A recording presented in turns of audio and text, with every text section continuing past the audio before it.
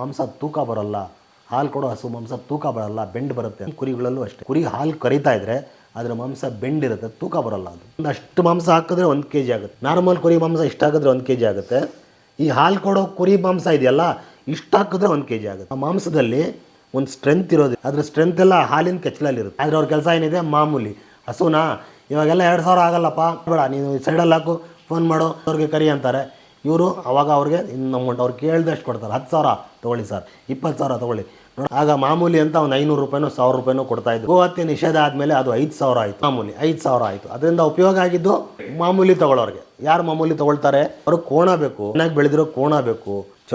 ಈ ಮರಿ ಹಾಕದೇ ಇರೋವಂಥದ್ದು ಮಣಕ ಅಂತಾರೆ ಅದಕ್ಕೆ. ಹಸು ಚೆನ್ನಾಗಿ ಬೆಳೆದಿರುತ್ತೆ, ಆದರೆ ಅದು ಮರಿ ಹಾಕೋದಕ್ಕೆ ಬೆಳೆದು ಬಿಟ್ಟಿರುತ್ತೆ, ಗರ್ಭಾಶಯ ಗೊಡ್ಡು ಬಿದ್ದಿರುತ್ತೆ, ಬೇಕು. ಅದಕ್ಕೆ ಎಷ್ಟು ಬೇಕಾದರೂ ಕೊಟ್ಟು ತಗೊಳಕ್ಕೆ ತಯಾರಿರ್ತಾರೆ. ಕರ್ನಾಟಕದಲ್ಲಿ ನೀವು ಮಂಗಳೂರಲ್ಲಿ ಆ ಹಸು ಕದ್ರೆ ಆಲ್ಮೇಲ್ ಅಂತ ಬರುತ್ತೆ, ಬಿಜಾಪುರದ ಹತ್ರ ಆಲ್ಮೇಲ, ಅಲ್ಲಿ ತುಂಬ ಹಸುಗಳು ಬರುತ್ತೆ. ಕಳ್ತನ ಆಗಿರೋ ಹಸುಗಳು ಆ ಸಂತೆಗೆ ಬಂದು ಮಾರ್ಗೆ ನೈಟಲ್ಲಿ ಒಂದು ಸಿಗ್ನಲ್ ಬರುತ್ತೆ, ಇಂಥ ಟೈಮ್ಗೆ ಇಲ್ಲಿ ಬಂದು ಡೆಲಿವರಿ ಇಳಿಯುತ್ತೆ ಅಂತ. ಆ ಟೈಮ್ ಕರೆಕ್ಟಾಗಿ ಅಲ್ಲಿ ಡೆಲಿವರಿ ಬಂದು ಇಳಿಯುತ್ತೆ, ಅವ್ರು ತೊಗೊಂಡು ಒಳಗಡೆ ಕಟ್ ಮಾಡಿಬಿಡ್ತಾರೆ. ಆದರೆ ಒಂದು ಗಾಡಿ ಬಂದರೆ ಸಂತೆಯಿಂದ ಅದರಲ್ಲಿ ಒಂದು 500 600 ಕುರಿ ಇರುತ್ತೆ. ಸ್ಟಾಫು ಕೆಲವು ಸತಿ ಎಲ್ಲ ಚೆನ್ನಾಗಿರುತ್ತೆ, 1-2 ಸತ್ತೋಗ್ಬಿಡ್ತವೆ. ಆ ಸತ್ತೋಗಿರೋ ಕುರಿನ ತಗೊಳ್ಳೋದಕ್ಕೆ ಅಂತಲೇ ಜನ ಬರ್ತಾರೆ. 100 ಕೋಟಿ ರೂಪಾಯಿ ವ್ಯಾಪಾರ ಆಗುತ್ತೆ. ಅಮೀನ್ಗಢ ಸಂತೆಯಲ್ಲಿ 100 ಕೋಟಿ ವ್ಯಾಪಾರ ಆಗುತ್ತೆ. 4 ನರ ಅಭಿಧಮನಿ ಅಪಧಮನಿ, ರಕ್ತ ಹರಿಯೋದು, ಒಂದು ಕೆಟ್ಟ ರಕ್ತ ಬಾಡಿ ಒಳಗಡೆ ಹೋಗೋದು, ಹೃದಯಕ್ಕೆ ಹೋಗೋದು, ಕೆಟ್ಟ ರಕ್ತ ಒಂದು ಒಳ್ಳೆ ರಕ್ತ ಹೃದಯದಿಂದ ಬರೋದು, ಅಭಿಧಮನಿ ಅಪಧಮನಿ. ಇದು ಗಾಳಿ ಉಸಿರಾಡುವಂಥ ನಾರ. 4ನೇದು ಅದ್ರ ಅನ್ನ ಏನು ಅದು ನುಂಗುತ್ತೆ, ಆ ಗಂಟ್ಲು, ಅದೊಂದು. ಆ ನಾಲ್ಕು ನಾಳಗಳು ಒಂದೇ ಸತಿ ಕೈ ಕುಯ್ಬೇಕು, ಕಟ್ಟಾಕಬೇಕು. ಹಲಾಲ್ ಅಂದರೆ ಪರಿಶುದ್ಧವಾದದ್ದು. ಅದರಲ್ಲಿ ಎರಡು ಅಭಿಧಮನಿ ಅಪಧಮನಿ 2 ನರ ಬರ್ತವೆ. 2 ನರದಲ್ಲಿ ರಕ್ತ ಓಡಾಟ ಇರುತ್ತೆ. ಹಾಲು ಕರಿಯು ಆಕಳನ್ನ ಕದೀತಾರೆ ಮನೆ ಮುಂದೆ ಹೋಗಿ, ಮಂಗಳೂರಲ್ಲೆಲ್ಲ ಎಲ್ಲ ಕದ್ದವ್ರು ಅಲ್ಲಿ ಹೋಗಿ ಮಾರೋದಿಲ್ವಾ? ಹಾಲು ಕೊಡೋ ಆಕಳನ್ನ ಕಡಿಯೋದೇ ಇಲ್ಲ. ಯಾಕೆ ಕಡಿಯೋದಿಲ್ಲ ಅಂದರೆ ಆ ಹಾಲು ಕೊಡೋ ಅದರಲ್ಲಿ ಒಂದು ಬ್ಯಾಕ್ಟೀರಿಯಾ ಇರುತ್ತೆ. ಅದು ಹಾಲು ಕೊಡುವಾಗ ಅದರ ಒಂದು ಬ್ಯಾಕ್ಟೀರಿಯಾ ಉತ್ಪತ್ತಿ ಆಗುತ್ತೆ. ಅದ್ರ ಕಡೆಯಿಂದಾನೇ ಹಾಲು ಬರುತ್ತೆ. ಅದ್ರ ಈ ಕೆಚ್ಚಲಲ್ಲಿ ಹಾಲು ಬರೋದೇ ಅದ್ರ. ಆ ಮಾಂಸ ಚೆನ್ನಾಗಿರೋದಿಲ್ಲ ಅಂತ ಅವ್ರು ಹೇಳ್ತಾರೆ, ತಿನ್ನೋದಕ್ಕೆ ಚೆನ್ನಾಗಿರೋದಿಲ್ಲ ಒಂದು ಹೇಳ್ತಾರೆ. ಇನ್ನೊಂದು, ಅದನ್ನು ಕಟ್ ಮಾಡಿ ಮಾರೋದಕ್ಕಿಂತ ಜಾಸ್ತಿ ದುಡ್ಡನ್ನು ಈ ಮೇವು ಹಾಲು ಸಾಕೋರು ತೊಗೊಂಡ್ಬಿಡ್ತಾರೆ. ಅದನ್ನು ಕೊಟ್ಟು ಒಂದು 20,000ಕ್ಕೆ ಇವ್ರು ತೊಗೊಂಬರ್ತಾರೆ. ಅದನ್ನು ಕಟ್ ಮಾಡಿದ್ರೆ ಒಂದು 30,000 ಸಿಗ್ಬೋದು ಅಂತ ಅಂದ್ಕೊಂಡು, ಆದರೆ ಅದನ್ನು ಸ್ವಲ್ಪ ಅನುಕೂಲ ಇರೋರು 30-35,000 ಕೊಟ್ಟು ಜೀವಂತವಾಗಿ ತಗೊಂಡು ಮಾರ್ಕೆಟಲ್ಲಿ ಸಂತೆನಲ್ಲಿ ಖರೀದಿ ಮಾಡುವಾಗಲೇ ಕೈ ಬದಲ. ಈಗ ಕದೀತಾರಂತಾರಲ್ಲ, ಕದ್ದವ್ರು ಹೋಗಿ ಮಾರ್ಕೆಟಲ್ಲೇ ಮಾರ್ತಾರಂತೆ. ಸಾಧ್ಯ ಇಲ್ಲ. ಅದು ಕದ್ದಿದ್ದನ್ನ ಯಾವ ಮಾರ್ಕೆಟಲ್ಲೂ ಕರ್ನಾಟಕದಲ್ಲಿ ಕದ್ದಿರೋರು ಕೇರಳ ಕಡೆ ಎಲ್ಲಾನ ತಗೊಂಡೋಗಿ ಮಾರ್ಬೋದು. ಇಲ್ಲ ಅದಕ್ಕೆ ಅಂತ ಒಂದಷ್ಟು ಅಂಗಡಿಗಳು ಇರುತ್ತೆ. ಅವ್ರಿಗೆ ನೈಟಲ್ಲಿ ಒಂದು ಸಿಗ್ನಲ್ ಬರುತ್ತೆ, ಇಂಥ ಟೈಮ್ಗೆ ಇಲ್ಲಿ ಬಂದು ಡೆಲಿವರಿ ಇಳಿಯುತ್ತೆ ಅಂತ. ಆ ಟೈಮ್ ಕರೆಕ್ಟಾಗಿ ಅಲ್ಲಿ ಡೆಲಿವರಿ ಬಂದು ಇಳಿಯುತ್ತೆ, ಅವ್ರು ತಗೊಂಡು ಒಳಗಡೆ ಕಟ್ ಮಾಡಿಬಿಡ್ತಾರೆ. ಆದರೆ ಹಾಲು ಕೊಡೋ ಹಸುನ್ ಮಾತ್ರ ಅವ್ರು ಕಟ್ ಮಾಡಲ್ಲ. ಅದು ಕಟ್ ಮಾಡೋದಕ್ಕೆ ಯೋಗ್ಯ ಇರಲ್ಲ. ಅದು ಇದ್ರೆ ತಗೊಳ್ತಾರೆ. ಹಾಲು ಕೊಡೋ ಹಸು ಇವ್ರು ಕತ್ಕೊಂಡು ಹೋದ್ರು ಕರ್ನಾಟಕದಲ್ಲಿ ನೀವು ಮಂಗಳೂರಲ್ಲಿ ಆ ಹಸು ಕದ್ರೆ ಆಲ್ಮೇಲ್ ಅಂತ ಬರುತ್ತೆ, ಬಿಜಾಪುರದ ಹತ್ರ ಆಲ್ಮೇಲ, ಅಲ್ಲಿ ತುಂಬ ಹಸುಗಳು ಬರುತ್ತೆ. ಯಾವ ಕಡೆಯಿಂದ ಬರುತ್ತೆ ಗೊತ್ತಿಲ್ಲ, ನಮ್ಗೆ ನೋಡಿರೋ ಥರ. ಬಿಜಾಪುರದಿಂದ 51 ಕಿಲೋಮೀಟರ್ ದೂರದಲ್ಲಿ ಆಲ್ಮೇಲ್ ಅಂತ ಇದೆ. ಅಲ್ಲಿ ಪ್ರತಿ ಶುಕ್ರವಾರ ಹಸು ಸಂತೆ ನಡೆಯುತ್ತೆ ಈಗಲೂ. ಅಲ್ಲಿ ಮಹಾರಾಷ್ಟ್ರದಿಂದ ವ್ಯಾಪಾರಸ್ಥರು ಬರ್ತಾರೆ. ಕೆಲವರು ಅಲ್ಲಿಂದಾನೇ ಓಡಿಸ್ಕೊಂಡು ಹೋಗ್ತಾರೆ, ಅಂದರೆ ಅದೇ ಮೂಲಕ ನಡೆಸ್ಕೊಂಡು ಹೋಗ್ತಾರೆ. ಮತ್ತೆ ಕೆಲವರು ಲೋಡ್ ಮಾಡ್ಕೊಂಡು ಹೋಗ್ತಾರೆ. ಕಳ್ತನ ಆಗಿರೋ ಹಸುಗಳು ಆ ಸಂತೆಗೆ ಬಂದು ಮಾರ್ತಾರೆ ಅಂತ ಕೇಳಿದ್ರು. ಕಸಾಯಿಖಾನೆ ಬರೋದಿಲ್ಲ. ಅದು ಕಸಾಯಿಗಳು ಅದನ್ನ ಲೈಕೆ ಮಾಡಲ್ಲ. ಅವ್ರಿಗೆ ಕೋಣ ಬೇಕು, ಚೆನ್ನಾಗಿ ಬೆಳೆದಿರೋ ಕೋಣ ಬೇಕು. ಈ ಮರಿ ಹಾಕದೇ ಇರೋವಂಥದ್ದು ಮಣಕ ಅಂತಾರೆ ಅದಕ್ಕೆ. ಹಸು ಚೆನ್ನಾಗಿ ಬೆಳೆದಿರುತ್ತೆ, ಆದರೆ ಅದು ಮರಿ ಹಾಕೋದಕ್ಕೆ ಅದರಲ್ಲಿ ಯೋಗ್ಯತೆ ಇರೋದಿಲ್ಲ. ಯಾಕಂದರೆ ಅದರಲ್ಲಿ ಕೊಬ್ಬು ಬೆಳೆದು ಬಿಟ್ಟಿರುತ್ತೆ ಗರ್ಭಾಶಯದ ಸುತ್ತ, ಅದು ಗೊಡ್ಡು ಬಿದ್ದಿರುತ್ತೆ, ಅವು ಬೇಕು. ಅದಕ್ಕೆ ಎಷ್ಟು ಬೇಕಾದರೂ ಕೊಟ್ಟು ತೊಗೊಳಕ್ಕೆ ತಯಾರಿರ್ತಾರೆ, ಆಯ್ತಾ. ಆದರೆ ಇದು ಮರಿ ಹಾಕುವಂಥದ್ದು, ಹಾಲು ಕೊಡುವಂಥದ್ದು ಅಥವಾ ಗಬ್ಬ ಆಗಿರುವಂಥದ್ದು ತಗೊಳ್ಳಲ್ಲ. ಮಾಂಸ ಮಟನ್ ಕಟ್ ಮಾಡೋರು ತಗೊಳ್ಳಲ್ಲ. ಅದು ಕುರಿನೇ ಆಗಿರ್ಬೋದು, ಹಸುನೇ ಆಗಿರ್ಬೋದು. ಅದರಲ್ಲಿ ಮರಿ ಇದೆ ಅಂತ ಗೊತ್ತಾದ್ರೆ ಅದನ್ನು ಕುಯ್ಯಲ್ಲ. ಏನು ಪ್ರಯೋಜನ ಇಲ್ಲ. ಅದ್ರ ಏನಂತ ಹೇಳಿ ಗೋಹತ್ಯೆ ನಿಷೇಧ ಅಂತ ಹೇಳಿ ಏನದು ಆಕ್ಚುಲಿ ಕಾನೂನು? ಅಂದ್ರೆ ಏನ್ ನಿಷೇಧವಾಯ್ತು? ಕಾನೂನು ಮಾಡ್ಕೊಂಡ್ರು ಗೋಹತ್ಯೆ ನಿಷೇಧ ಮಾಡಬೇಕು, ಮಾಡ್ತಿದ್ದೀವಿ ಅಂತ ಹೇಳಿದ್ರು. ಯಾವ ಥರ ಆಯಿತು? ಮೊದಲು ಒಂದು ಲಾರಿ ಬರೋದು, ಅದರ ಒಂದು ದನ ಇರೋದು, ಆಗ ಮಾಮೂಲಿ ಅಂತ ಒಂದು 500 ರೂಪಾಯಿನೋ 1000 ರೂಪಾಯಿನೋ ಕೊಡ್ತಾಯಿದ್ರು. ಗೋಹತ್ಯೆ ನಿಷೇಧ ಆದಮೇಲೆ ಅದು 5,000 ಆಯಿತು. ಮಾಮೂಲಿ 5,000 ಆಯಿತು. ಅದರಿಂದ ಉಪಯೋಗ ಆಗಿದ್ದು ಮಾಮೂಲಿ ತಗೊಳ್ಳೋರಿಗೆ. ಯಾರು ಮಾಮೂಲಿ ತೊಗೊಳ್ತಾರೆ, ಟೋಲ್ ಗೇಟಲ್ಲಿ ಯಾರು ನಿಂತ್ಕೊಳ್ತಾರೆ, ಚೆಕ್ ಪೋಸ್ಟಲ್ಲಿ ಯಾರು ತೊಗೊಳ್ತಾರೆ, ಅವ್ರು ಏನು ಮಾಡ್ತಾರೆ, ದಾಖಲಾತಿ ಪರಿಶೀಲನೆ ಮಾಡೋಸ್ಕರ ನಿಂತ್ಕೊಂಡಿರ್ತಾರೆ. ಆದರೆ ಅವ್ರ ಕೆಲಸ ಏನಿದೆ, ಮಾಮೂಲಿ ಹಸುನಾ ಇವಾಗೆಲ್ಲ 2000 ಆಗಲ್ಲಪ್ಪ, ಬೇಡ ನೀನು ಸೈಡಲ್ಲಿ ಹಾಕು, ಫೋನ್ ಮಾಡೋ ಅಂತಾರೆ. ಇವರು ಅವಾಗ ಅವ್ರಿಗೆ ಇನ್ನು ಅಮೌಂಟ್ ಅವ್ರು ಕೇಳಿದಷ್ಟು ಕೊಡ್ತಾರೆ. 10,000 ತೊಗೊಳ್ಳಿ ಸರ್, 20,000 ತೊಗೊಳ್ಳಿ. ನೋಡಪ್ಪ, ನಿಮಗೆ ವಾರ ನಾನು ತೊಂದರೆ ಕೊಡಲ್ಲ, ಈ ತಿಂಗಳಿಗೆ ಈ ಡೇಟ್ಗೆ ನಮ್ಮ ಸ್ಟೇಷನ್ ಹತ್ರ ಇದು ಇಂಥ ವ್ಯಕ್ತಿ ಇರ್ತಾನೆ, ಅವ್ನ ಕೈಗೆ ತೊಗೊಂಬಂದು ನಿನ್ನ ಫೋನ್ ನಂಬರ್ ನಿನ್ನ ಹೆಸರು ಹೇಳ್ಬಿಟ್ಟು ದುಡ್ಡು ಕೊಟ್ಟು ಹೋಗ್ಬಿಡ್ಬೇಕು. ಅವ್ನು ಕೊಟ್ಟು ಹೋಗ್ಬಿಡು. ಆ ಮಾಮೂಲಿ ತಿಂಗಳಿಗೆ ಒಂದು 5,000 ಇದ್ದಿದ್ದು ಈಗ ತಿಂಗಳಿಗೆ 50,000 ಆಯಿತು. ಹೊಸ ಕಾನೂನು ಜಾರಿ ಮಾಡೋದು ಮೊದಲು ಇರಲಿಲ್ಲ. ಮೊದಲು ಒಂದು 500,000 ರೂಪಾಯಿನಲ್ಲಿ ಕೆಲಸ ಮುಗಿದೋಗಿ ಚೈನ್ ಸಿಸ್ಟಮ್ ಆಗಿ ವರ್ಕ್ ಮಾಡಿ ಏನು ಇನ್ನೂ ಅಷ್ಟೇ ಇದೆ, ಇನ್ನೂ ಅದಕ್ಕಿಂತ ಜಾಸ್ತಿ ಇದೆ. ಆಕಳು ಕಡಿಬಾರ್ದು ಅಂತ ಇದೆ. ಅದನ್ನ ಅವ್ರು ಹೇಳಿದ್ರು ಕಡಿಯೋದಿಲ್ಲ, ಹೇಳ್ದೇ ಇದ್ರು ಕಡಿಯೋದಿಲ್ಲ. ಅದರಿಂದ ಉಪಯೋಗ ಇಲ್ಲ. ಹೊರಗಡೆ ಸೇಲ್ ಸಂತೆನಲ್ಲಿ ಅದ್ರ ರೇಟ್ ಜಾಸ್ತಿ ಇರುತ್ತೆ. ಜಾಸ್ತಿ ಕೊಟ್ಟು ತಗೊಂಡ್ ಬಂದು ಇಲ್ಲಿ ಕಟ್ ಮಾಡಿದ್ರೆ ಸಾಧ್ಯ ಇಲ್ಲ. ಅವ್ರು ಕಟ್ ಮಾಡೋದಕ್ಕೆ ಹೋಗಲ್ಲ. ಅದೇನಕ್ಕೆ ತಗೊಂಡ್ ರೈತರು ಅದನ್ನ ಕೊಂಡ್ಕೊಳ್ತಾರೆ. ಎಲ್ಲಿ ಮೇವಿರಲ್ಲ, ಎಲ್ಲಿ ಬರ ಬಿದ್ದಿರುತ್ತೆ, ನೀರಿರಲ್ಲ, ಅಲ್ಲಿ ಮಾತ್ರ ಹಸುನ ಮಾರ್ತಾರೆ. ಅದು ದಲ್ಲಾಳಿಗಳಿಗೆ ಹೇಗೋ ಗೊತ್ತಾಗ್ಬಿಡುತ್ತೆ. ಅವರು ಮೇವಿರೋ ಕಡೆ ಇರೋರಿಗೆ ಯಾರಿಗೊಬ್ರಿಗೆ ಫೋನ್ ಮಾಡ್ತಾರೆ. ಈಗೆಲ್ಲ ಮೊಬೈಲ್ ಬಂದಿದೆ, ಫೋನ್ ಮಾಡ್ತಾರೆ, ನೋಡಪ್ಪ ಇಂಥ ಊರಲ್ಲಿ ಇಂಥ ಹಸು ಇದೆ, ತೊಗೊಂಡು ಬರಲೇನಪ್ಪ, ಆಯ್ತು ತೊಗೊಂಬ ಅಂತಾರೆ. ಅಲ್ಲಿ ಅವರು ಮಧ್ಯ ಅಲ್ಲೂ ದಲ್ಲಾಳಿದೆ ಸಿಸ್ಟಮ್. ಈ ದಲ್ಲಾಳಿಗಳಲ್ಲಿ ಹೋಗ್ತಾರೆ, ಅಲ್ಲಿ ತೊಗೊಳ್ತಾರೆ, ಅವರು ತೊಗೊಂಡೋಗಿ ಯಾರಿಗೆ ಅಗತ್ಯ ಇದೆ ಅವ್ರಿಗೆ ಮಾರ್ಕೊಳ್ತಾರೆ. ಹಸು ಹಾಲು ಕೊಡುವಂಥ ಹಸುನ ಈ ಮಾರ್ಕೆಟಲ್ಲಿ ಕಟ್ ಮಾಡೋದೇ ಇಲ್ಲ, ನಿಷಿದ್ಧ. ಅವ್ರು ತೊಗೊಳ್ಳೋದೇ ಇಲ್ಲ. ಅವ್ರು ಏನು ಹೇಳ್ತಾರೆ, ಅದು ಬೆಂಡ್ ಬರುತ್ತೆ ಮಾಂಸ ಅಂತಾರೆ. ಮಾಂಸ ತೂಕ ಬರೋಲ್ಲ. ಹಾಲು ಕೊಡೋ ಹಸು ಮಾಂಸ ತೂಕ ಬರೋಲ್ಲ, ಬೆಂಡ್ ಬರುತ್ತೆ ಅಂತಾರೆ. ಸೇಮ್ ಕುರಿಗಳಲ್ಲೂ ಅಷ್ಟೇ. ಅದು ಕುರಿ ಹಾಲು ಕರಿತಾ ಇದ್ದರೆ ಅದರ ಮಾಂಸ ಬೆಂಡಿರುತ್ತೆ, ತೂಕ ಬರೋಲ್ಲ. ಅದು ಒಂದಷ್ಟು ಮಾಂಸ ಹಾಕಿದ್ರೆ 1 kg ಆಗುತ್ತೆ. ನಾರ್ಮಲ್ ಕುರಿ ಮಾಂಸ ಇಷ್ಟು ಹಾಕಿದ್ರೆ 1 kg ಆಗುತ್ತೆ. ಈ ಹಾಲು ಕೊಡೋ ಕುರಿ ಮಾಂಸ ಇದೆಯಲ್ಲ, ಇಷ್ಟು ಹಾಕಿದ್ರೆ 1 kg ಆಗುತ್ತೆ. ಆ ಮಾಂಸದಲ್ಲಿ ಒಂದು ಸ್ಟ್ರೆಂತ್ ಇರೋದಿಲ್ಲ. ಯಾಕಂದರೆ ಅದ್ರ ಸ್ಟ್ರೆಂತ್ ಎಲ್ಲ ಹಾಲಿನ ಕೆಚ್ಚಲಲ್ಲಿರುತ್ತೆ. ಅದಕ್ಕೋಸ್ಕರ ಕುರಿನೂ ಅಷ್ಟೇ, ಈ ಹಸುನೂ ಅಷ್ಟೇ, ಎಲ್ಲ ಎರಡೂ ಒಂದೇನೆ. ಈ ಹಾಲು ಕೊಡ್ತಾ ಇದ್ರೆ ಅದನ್ನು ಕುಯ್ದು ಏನು ಪ್ರಯೋಜನ ಇಲ್ಲ. ನಾಯಿಗಳನ್ನ ಹೆಚ್ಚಾಗಿ ಕುರಿ ಮಾಂಸದ ಬಿಸ್ನೆಸ್ ಮಾಡೋರು. ನಾಯಿ ನಿಷಿದ್ಧ, ಟೋಟಲಿ ನಿಷಿದ್ಧ ನಾಯಿ. ಯಾಕೆ ನಾಯಿಗಳು ನಿಷಿದ್ಧ? ಯಾಕೆ ಅಂದರೆ ಅದು ನಮ್ಮ ಪ್ರವಾದಿಯವರು ನಿಷಿದ್ಧ ಮಾಡಿದ್ದಾರೆ. ಅವ್ರು ಏನು ನಿಷಿದ್ಧ ಮಾಡಿದ್ದಾರೆ ಅದು ನಿಷಿದ್ಧನೇ. ನಾಯಿ ಕೋರೆ ಹಲ್ಲಿರೋ ಪ್ರಾಣಿ.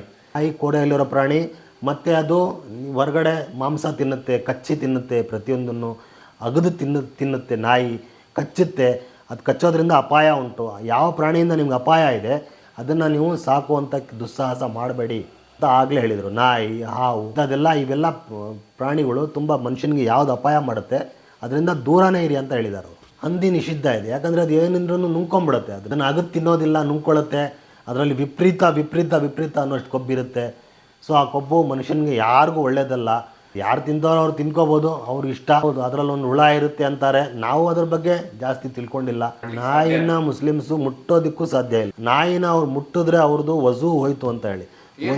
ವಜು ಅಂದರೆ ನಮಾಜ್ ಮಾಡೋದಕ್ಕೆ ಮುಂಚೆ ಒಂದು ಸತಿ ಕೈ ಕಾಲು ಮುಖ ತೊಳ್ಕೊಂಡು ಕ್ಲೀನಾಗಿ ಮಸೀದಿ ಒಳಗಡೆ ಹೋಗುವಂಥ ಒಂದು ವಿಧಾನ. ಆ ವಿಧಾನ ಒಂದು ಜಾತಿನಲ್ಲಿ ಮಡಿ ಅಂತಾರೆ. ಮಡಿ ಉಟ್ಕೊಂಡ್ಮೇಲೆ ಅವ್ರು ಯಾವುದನ್ನು ಮುಟ್ಟಿಸ್ಕೊಳ್ಳಲ್ಲ. ಯಾಕಂದರೆ ಅವ್ರ ಮಡಿ ಹೋಗ್ಬಿಡುತ್ತೆ, ಅದು ಮೈಲಿಗೆ ಆಗಿಬಿಡುತ್ತೆ. ಅದೇ ಥರ ವಜು ಅಂತ ಒಂದು ಸತಿ ಮುಸ್ಲಿಮ್ ಮಾಡ್ಕೊಂಡು ಮಸೀದಿ ಒಳಗಡೆ ಹೋದರೆ ಅಲ್ಲಿವರೆಗೂ ಅವ್ನು ಯಾವುದನ್ನು ಈ ನಾಯಿ, ನರಿ ಇಂಥವೆಲ್ಲ ಮುಟ್ಟೋದಕ್ಕೆ ಹೋಗಲ್ಲ. ನಾರ್ಮಲ್ ಟೈಮಲ್ಲೂ ನಾಯಿನ ಮುಟ್ಟಿಸ್ಕೊಳ್ಳಲ್ಲ. ಈಗ ಯಾರ್ಯಾರೋ ಸ್ವಲ್ಪ ಫ್ಯಾಷನ್ ಅಂತ ಹೇಳಿ ನಾಯಿ ಸಾಕಿರ್ಬೋದು. ಕಾಲ ಬದಲಾಗ್ತಾ ಇದೆ ಸಾರಿ. ಮತ್ತು ಅದು ಅಸಾಧ್ಯ, ಬೇಕಾಗಿಲ್ಲ.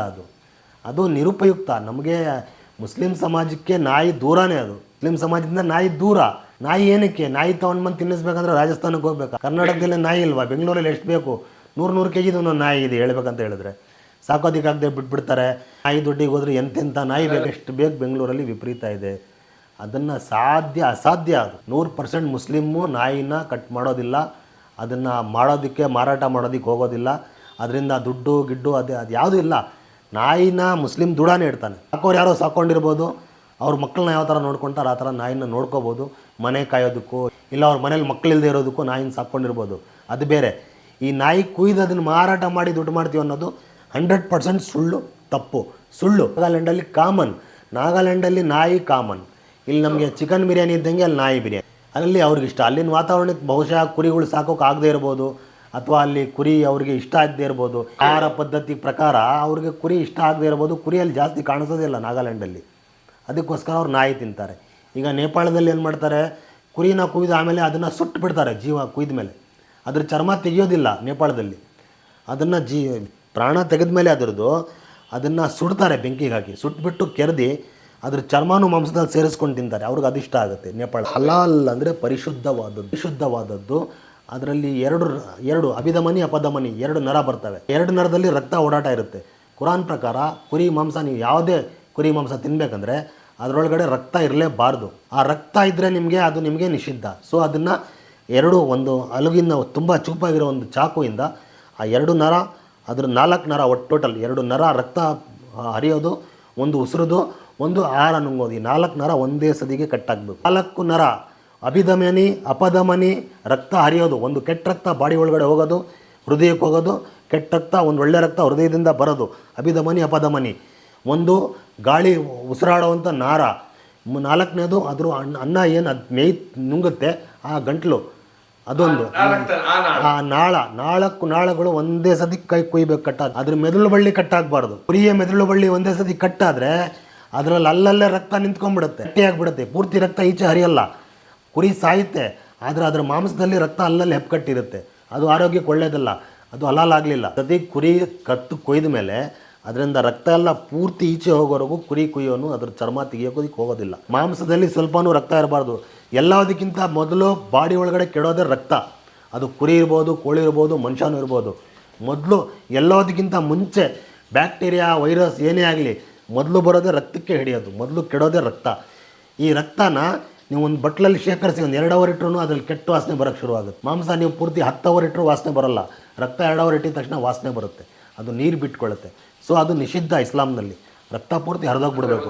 ಏನು ವಿಷ ತಿಂದರು, ಅದಕ್ಕೇನಾದರೂ ಕಡ್ದಿದ್ರು, ಜಂತು ಕಡ್ದಿದ್ರು, ಅದಕ್ಕೇನೋ ನೀವು ಇಂಜೆಕ್ಷನ್ ಹಾಕ್ಸಿದ್ರು, ಅದೆಲ್ಲ ರಕ್ತದಲ್ಲೇ ಇರುತ್ತೆ. ಅದಕ್ಕಿಂತ ಮುಖ್ಯವಾಗಿ ರಕ್ತ ಮಾಂಸದಿಂದ ಹರಿದೋಗ್ಬಿಡ್ಬೇಕು. ಅಲ್ಲಿವರೆಗೂ ಆ ಕುರಿನ ನೀವು ಅದ್ರ ಚರ್ಮನೂ ಸಿಗಿಬಾರ್ದು ಅಂತ ಇಸ್ಲಾಂ ಹೇಳುತ್ತೆ. ಸರ್ಕಾರಕ್ಕೆ ಹೇಳಬೇಕಂದ್ರೆ ತುಂಬಾ ಜವಾಬ್ದಾರಿ ಇದೆ.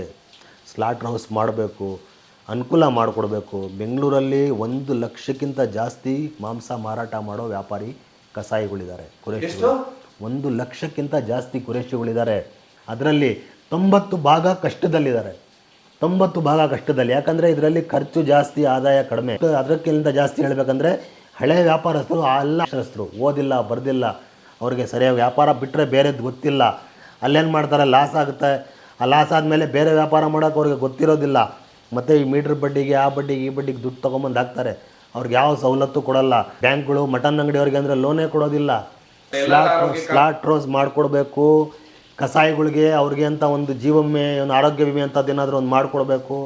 ಅವ್ರಿಗೆ ಮಾಂಸನ, ಕುರಿಗಳನ್ನ ಬೆಂಗಳೂರಿಗೆ ತೊಗೊಂಡು ಬಂದಮೇಲೆ ಅದನ್ನು ಕ್ಲೀನಾಗಿ ಕಟ್ ಮಾಡಿ ಪ್ರತಿ ಅಂಗಡಿಗೂ ತಲುಪಿಸುವಂಥ ಒಂದು ಅನುಕೂಲ ಮಾಡಿಕೊಡ್ಬೇಕು ಸರ್ಕಾರದ ಜವಾಬ್ದಾರಿ ಅದು. ಲಕ್ಷಾಂತರ ರೂಪಾಯಿ, ಕೋಟ್ಯಾಂತರ ರೂಪಾಯಿ ಟ್ಯಾಕ್ಸು ಕುರಿಗಳ ಕಡೆಯಿಂದ ಸರ್ಕಾರಕ್ಕೆ ಹೋಗ್ತಾ ಇದೆ. ಬೇರೆ ಬೇರೆ ರೂಪದಲ್ಲಿ ಹೋಗುತ್ತೆ. ಒಂದು ಸಂತೆಯಲ್ಲಿ ಒಂದು ದಿವಸಕ್ಕೆ 100 ಕೋಟಿ ವ್ಯಾಪಾರ ಆಗುತ್ತೆ, 100 ಕೋಟಿ ರೂಪಾಯಿ ವ್ಯಾಪಾರ ಆಗುತ್ತೆ. ಅಮೀನ್ಗಢ ಸಂತೆಯಲ್ಲಿ 100 ಕೋಟಿ ವ್ಯಾಪಾರ ಆಗುತ್ತೆ. ಮಾಮೂಲಿ 10 ಕುರಿ ತೊಗೊಂಡು ಬಂದರೆ 1 ಲಕ್ಷ ರೂಪಾಯಿ ವ್ಯಾಪಾರ. 10 ಲಕ್ಷ ಕುರಿಗೆ 1000 ಕುರಿ ಬರುತ್ತೆ ಅಂದರೆ ಸರ್ಕಾರ ಲೆಕ್ಕ ಹಾಕ್ಕೋಬೇಕು ಅದನ್ನು. ಅಷ್ಟೊಂದು ವ್ಯಾಪಾರ ವ್ಯವಹಾರ ನಡೆಯೋ ಜಾಗದಲ್ಲಿ ಅವ್ರಿಗೆ ಒಂದು ಅನುಕೂಲ ಮಾಡಿಕೊಡೋದು ಸರ್ಕಾರದ ಜವಾಬ್ದಾರಿ. 10 ಸ್ಲಾಟರ್ ಹೌಸ್ ಬೇಕು ಬೆಂಗಳೂರಿಗೆ.